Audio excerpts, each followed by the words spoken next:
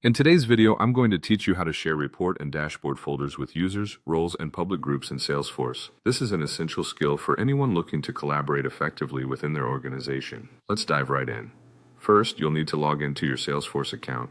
If you're not quite sure how to do this, simply navigate to the Salesforce login page on your web browser. Enter your credentials, and you should find yourself on the Salesforce home screen. Your account is the key to accessing the myriad of features Salesforce offers, including reporting and dashboards. Once you're logged in, head over to either the Reports tab or the Dashboards tab. You can find these options along the top navigation bar. Click on the tab that corresponds with the type of content you wish to share. Whether it's performance metrics or sales data, these reports and dashboards are powerful tools that can enhance decision-making across your team.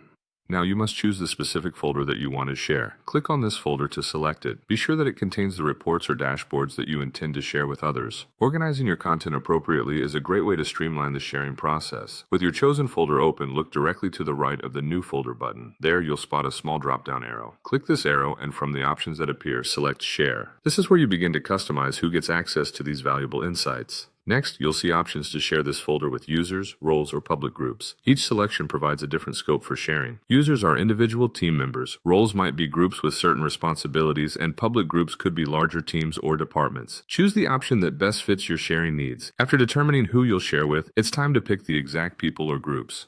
Use the interface to select from your organization's directory.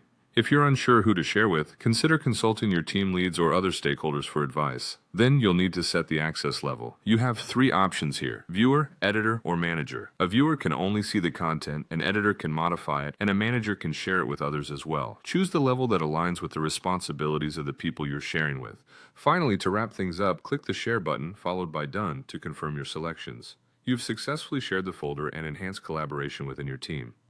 Congratulations! You now know how to make reports and dashboard information accessible to the right people in Salesforce. Sharing effectively can help ensure everyone has the insights they need to contribute to your organization's success. Thank you for joining us today, and we hope this tutorial has been helpful. If you have any further questions, feel free to reach out or consult Salesforce's extensive help documentation.